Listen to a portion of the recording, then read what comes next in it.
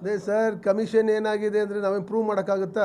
ಈಗೆಲ್ಲ ಹೋಗ್ತೀವಿ, ಯಾವುದೋ ಒಂದು 4 ಗೋಡೆ ಮಧ್ಯದಲ್ಲಿ ಕಮಿಷನ್ ಕೊಟ್ಟು ಬರ್ತೀವಿ, ಪ್ರೂವ್ ಮಾಡೋಕ್ಕಾಗುತ್ತಾ? ಹಿಂದೆ ಬೇಡ, ಇದೇ ಮಾನ್ಯ ವಿರೋಧ ಪಕ್ಷದಲ್ಲಿ ಇದ್ದಂಥ ಸಂದರ್ಭದಲ್ಲಿ ಅವಾಗ ಯಾರು ಪ್ರೂಫ್ ಇದು ಕೊಡೋಕ್ಕಾಯ್ತಾ? ಬೇಡ, ನಾಗಮೋಹನ್ ದಾಸ್ ಕಮಿಟಿ ಫಾರ್ಮ್ ಮಾಡಿದರು ಮಾನ್ಯ ಮುಖ್ಯಮಂತ್ರಿಗಳು, ಎಲ್ಲರೂ ಪ್ರೂಫ್ ಕಂಡುಹಿಡಿಯೋಕ್ಕಾಯ್ತಾ?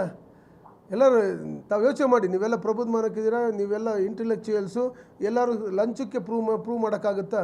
ಈಸಿಯಾಗಿ ಹೇಳ್ಬಿಡ್ತಾರೆ ಕೋರ್ಟಿಗೆ ಹೋಗಿ ಅಂತ. ದಯವಿಟ್ಟು ಅದೆಲ್ಲ ಹೇಳ್ಬಾರ್ದು ಮಾನ್ಯ ಮುಖ್ಯಮಂತ್ರಿಗಳಾಗಲಿ ಉಪಮುಖ್ಯಮಂತ್ರಿಗಳಾಗಲಿ. ಅಫ್ಕೋರ್ಸ್ ಅವ್ರದ್ದು ಒಂದು ಪಾರ್ಟ್. ಸ್ಟಾರ್ಟಿಂಗಲ್ಲಿ ಏನು ಗೊತ್ತಾ, ಇಮಿಡಿಯೇಟಾಗಿ ಇವತ್ತು ವರ್ಕ್ ಆರ್ಡರ್ ಆದ ತಕ್ಷಣ ನಾಳೆ ಭೂಮಿ ಪೂಜೆ ಬಂದರೆ ಯಾವುದು ಡಿಲೇ ಆಗಲ್ಲ. ಅವ್ರೇನು ಮಾಡ್ತಾರೆ, they are taking their own time.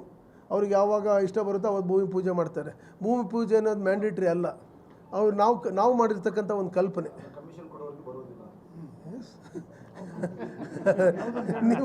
ನೀವೇ ಹೇಳ್ಕೊಂಬಿಡಿ ಸರ್ ಎಲ್ಲ ಅತ್ಲಾಗೆ, ಯಾಕೆ ಚೆನ್ನಾಗಿ ಹೇಳ್ತೀರಾ.